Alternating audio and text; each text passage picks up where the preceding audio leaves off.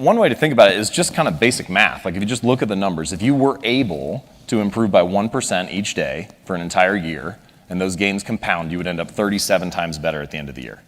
And if you were to get 1% worse, you would whittle yourself almost all the way down to 0. What's interesting here is that everybody wants a transformation, right? Everybody wants a radical improvement, we want rapid success. But we fail to realize that small habits and little choices are transforming us every day already.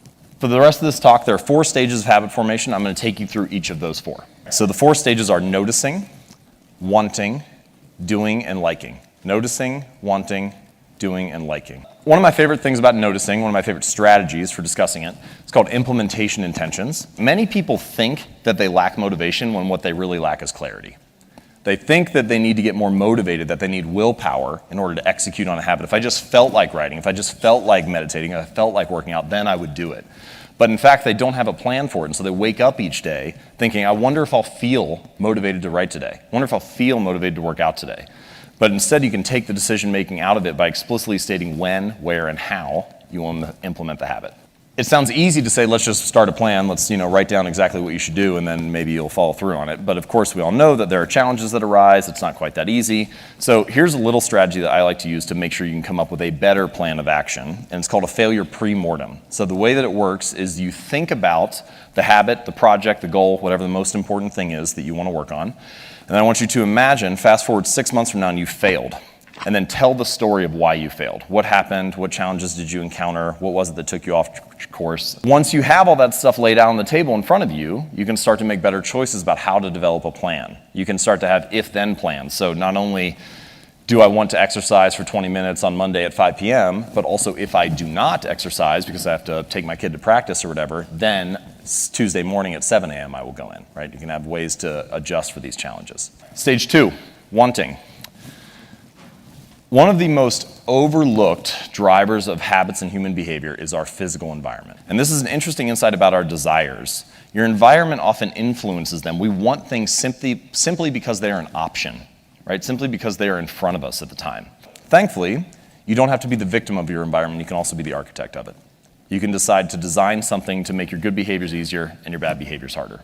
So, when it comes to habits, if you want to practice your guitar more frequently, put it right in the middle of your living room so you run across it all the time. If you want to read more, when you make your bed in the morning, take the book you want to read, put it on top of the pillow. When you come back that night, pick it up, read a few pages, go to sleep. Many of our desires are simply shaped because we have an environment that shapes us in that way. So the moral of the story is I've never seen someone stick to positive habits in a consistent fashion in a negative environment. Maybe you can overpower it once or twice. Maybe you can have the willpower to do the right thing on one day. But if you're constantly fighting against those forces, it's going to be very hard to follow through. Stage 3, doing. The important insight here, especially for habits, is that in the beginning, the most important thing is just to shut up and put your reps in. Just make sure that you hone the skill, right? And you can start to think of it, the way that I like to think of it is that any outcome that you wish to achieve is just a point along the spectrum of repetitions. So if you have few reps to more reps, and you can imagine an easy goal, a moderate goal, a hard goal, the more reps that you put in, the more likely you are to achieve that goal. Now, what I like to say is you should optimize for the starting line, not the finish line.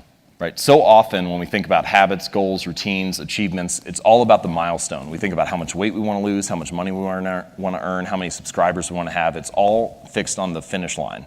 But instead, if you can optimize for the starting line and make it as easy as possible to get started and get your reps in, often the outcomes just come as a natural result. Okay, stage 4, liking. The only reason that we repeat behaviors is because we enjoy them, because we like the reward. If we don't enjoy the experience along the way, we're unlikely to stick with it. And that means that you need to figure out ways to bring a reward into the present moment because good habits have a problem. And that problem is that for good habits, the immediate consequence is there. There's a cost that happens in the moment, but the reward is often delayed. So you need to figure out how to bring the reward into the present moment to stick to a good habit. And someone else who's going to be speaking here, Seth Godin, had a very nice little quote about this where he said, the best way to change long-term behavior is with short-term feedback. And one way to think about that is that long-term behaviors, sticking with writing for years on end or going to the gym and so on, they have those delayed consequences. So you need a way to enjoy it in the moment. So here's what I think you should do. Get a wall calendar where you can see every day of the year mapped out on it. And then any day that you do your task of writing jokes for 15 minutes, I want you to just put an X on that day. And you'll have a couple false starts here and there, but at some point you're gonna get a little bit of a chain going, right? You get 4, 5, 6, 7, 8 days in a row. And at that point, your only goal becomes to don't break the chain.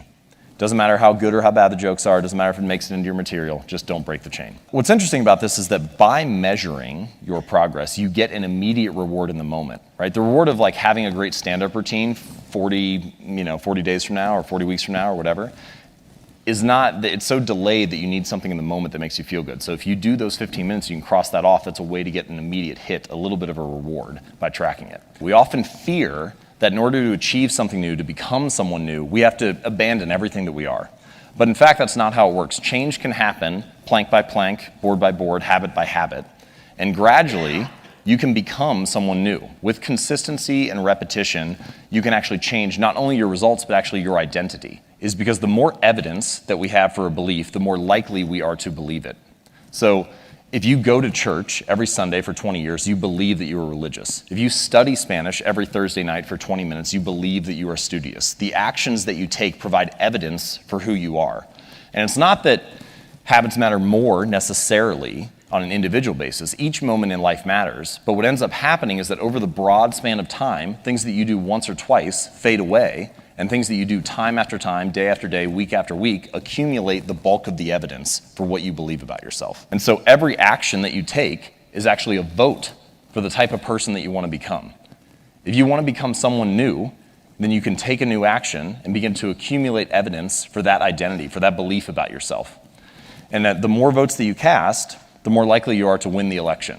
You don't need to be unanimous. You don't have to be perfect all the time. You just need to have the body of work. So true change is actually not behavior change, it's not results change, it's not process change, it's identity change. The goal is not to read a book, it's to become a reader. The goal is not to write a book or write an article, it's to become a writer. The goal is not to run a marathon, it's to become a runner, to become a type of person, to develop an identity. And the way to being something or becoming someone is through doing something. So every time you sit down to write, every time you practice that habit, you are being a writer. Every time you play a sport, you're being an athlete. Every time you practice painting or music or whatever, you are being an artist.